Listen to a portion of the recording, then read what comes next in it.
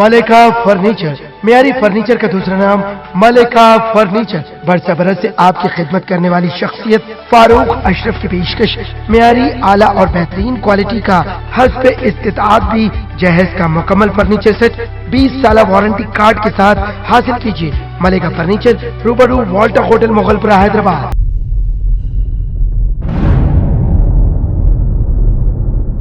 TRS और MIM की रियासती सतह पर दोस्ती में चार चांद तो लगे हुए ही हैं और इसमें दिन ब दिन इजाफा ही होता जा रहा है। अब खबर आई है कि एमआईएम की जानिब से सीनियर जर्नलिस्ट सैयद अमीनुल हसन जाफरी को एमएलसी बनने के लिए बिला मुकाबला मौका फराहम किया गया है। उनके दाखिल करदा पर्चा जात की जाँच मुकम्मल हो चुकी है, जबकि उनके मुकाबले में और कोई नहीं है। चलिए, केसीआर ने अपनी दोस्ती का हक तो अदा कर दिया, अब देखें कि एमआईएम अवाम का हक कितना अदा करती है।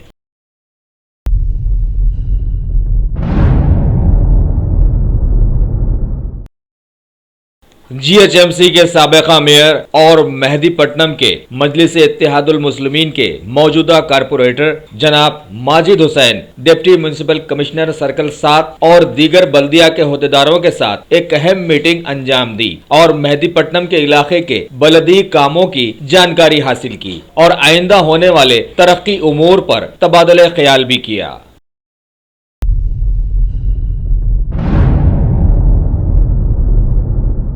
हैदराबाद के पुराने शहर में वाक़े तारीखी चार मीनार के दामन में छोटे कारोबारियों पर सरकारी ओहदेदारों का दबाव और ज्यादती अरसे दराज से चलती आ रही है। बार बार शिकायतें हुई लेकिन कोई नतीजा नहीं निकला। लिहाजा अब छोटे और गरीब व्यापारियों की आवाज वहां के मजलिस इत्तेहादुल मुस्लिमीन के एमएलए जनाब अहमद पाशा कादरी तक पहुंची और उन्होंने इस सिलसिले में ट्रैफिक के दीगर ओहदेदारों के साथ साथ deputy commissioner of police Shri Ranganathan से मिलकर इस सिलसिले में याददाश्त पेश की और डिप्टी कमिश्नर पुलिस ने उन्हें तयक़ुन दिया कि जल्द ही इसका इजाला कर दिया जाएगा। अब देखना है आगे क्या होता है।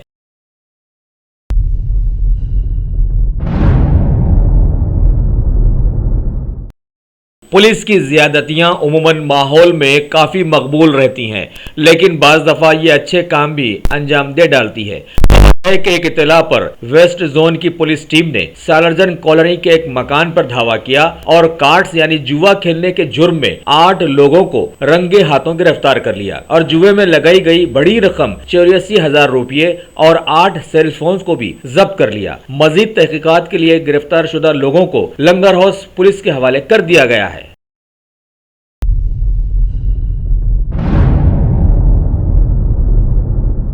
Detective sub inspector of police Shri Madhav Reddy अपनी टीम के हमरा पेट्रोलिंग पर थे, तभी अफजलगंज बस डिपो के करीब उन्हें 3 मुश्तबह अशखास नजर आए। उन्हें पकड़ने पर उनके पास से हाथी दांत से बनी कीमती अशिया बरामद हुई। लिहाजा वाइल्ड लाइफ प्रोटेक्शन एक्ट 1972 के तहत उनको यानी गुलसू नरसैया अल्लूरी श्रीनिवास रेड्डी को गिरफ्तार कर लिया गया है, जबकि उनका एक साथी गिरीश रेड्डी फरार होने में कामयाब हो गया है। मजीद तफ्तीश जारी है।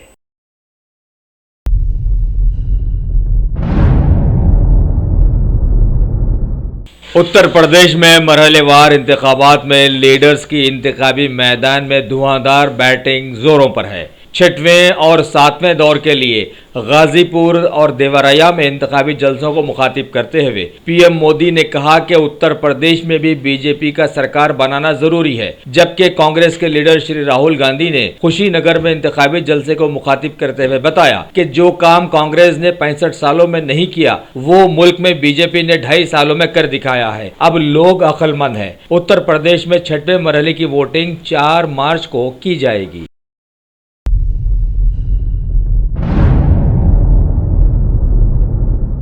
उत्तर प्रदेश में इंतखाबी मैदान की गहमा गहमी के साथ लोगों की नजरें अब मणिपुर के इंतखाबात पर भी आ गई हैं। बीजेपी सदर श्री अमित शाह ने इम्फाल और मोइरंग में इंतखाबी जलसों को मुखातिब किया और अपनी वही पुरानी बातें दोहराई कि रियासत में कोई तरक्की नहीं हुई है। राहुल गांधी ने भी दिन रात इंतखाबी मैदान में कांग्रेस के लिए अनथक कोशिश में जुटे हुए हैं। मणिपुर में 2 मरहलों में इंतखाबात रखे गए हैं।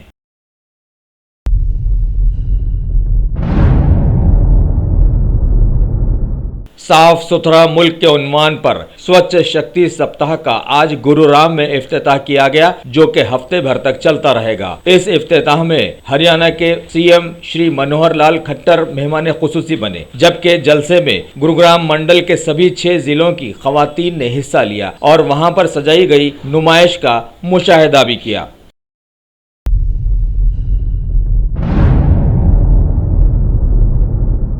पीएम मोदी ने जम्मू और कश्मीर के 100 बच्चों और नौजवानों पर मुश्तमिल एक ग्रुप से मुलाकात की। ये ग्रुप मुल्क के दीगर इलाकों के दौरे पर भी जाने वाला है। इस ग्रुप की इस कोशिश को वतन को जानो का नाम दिया गया है।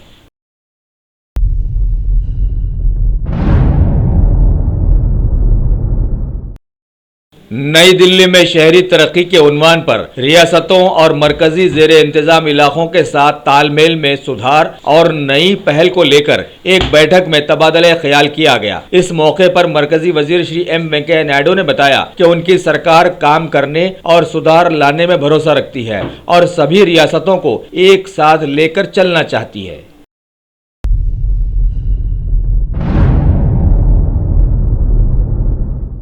अमेरिकी कांग्रेस को नए सदर श्री डोनाल्ड ट्रंप ने पहली बार मुखातिब किया और कंसास गोलाबारी की पुरजोर मुखालिफत करते हुए बताया कि तमाम अमेरिकी इस तरह की घिनौनी हरकतों को रोकने के लिए एकजुट हैं। वाज़ेह रहे कि कंसास की गोलाबारी में एक भारतीय इंजीनियर श्रीनिवास की मौत वाक़ हो गई थी।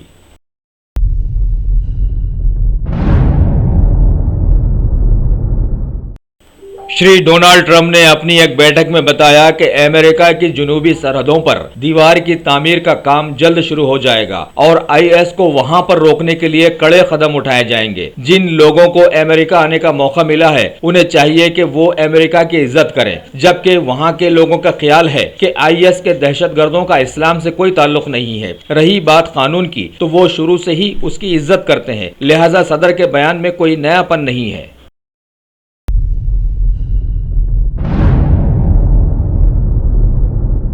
उत्तर प्रदेश में इंतखाबात में गड़बड़ी की शिकायतें अब शुरू हो गई हैं। सबसे पहले बीजेपी के श्री मुख्तार अब्बास नकवी पर मुश्तमिल एक वफद ने इल्जाम लगाया कि यूपी में जानबूझकर सियासी साजिश के तहत वोटर लिस्ट से लोगों के नाम गायब कर दिए गए हैं और ये पहले मरहले से ही देखने में आ रहा है।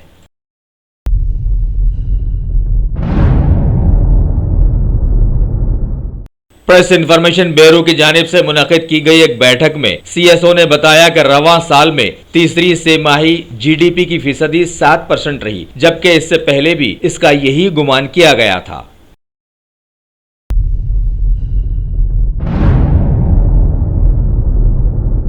नई दिल्ली में एक अनोखे हेलीपोर्ट का इफ्तिताह किया गया है, जो अपनी नौइयत का पहला कहा जा सकता है। मरकजी वजीर श्री ए गजपति राजू ने इस मौके पर बताया कि बर्रे सगीर में यह सरकार की पहली कोशिश है। पवन हंस के जेर इंतजाम बनाए गए इस हेलीपोर्ट में 150 मुसाफिरों वाला एक टर्मिनल भवन और 16 हेलीकॉप्टर्स की गुंजाइश वाले 4 हैंगर्स और 9 पार्किंग की जगहें बनाई गई हैं।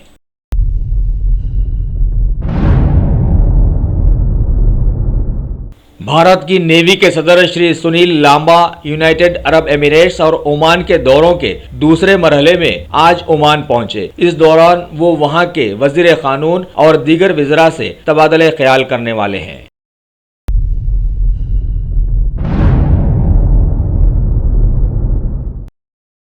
भारत के खारजा तर्जुमान श्री एस जयशंकर अमेरिका के 4 रोजा दौरे पर रवाना हो गए हैं। वो वहां पर श्री डोनाल्ड ट्रंप के सरकर्दा साथियों से मुलाकात करेंगे और H-1B वीजा पर अमेरिका की रोक और वहां रहने वाले भारतीयों की हिफाजत पर भारत की तशवीश को उन्हें बताएंगे।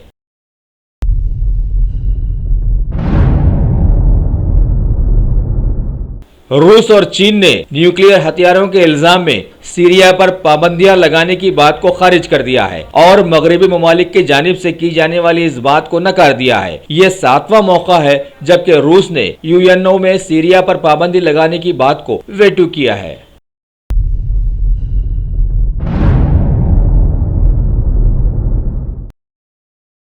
अमेरिका के ओलंपियन माइकल फिलिप्स ने डोपिंग की जांच के मामलों को और तेज करने की अपील की है। हाउस ऑफ रिप्रेजेंटेटिव्स में अमेरिका के एमपीज की एक बैठक में इस पर और सुधार लाने पर उन्होंने जोर दिया है।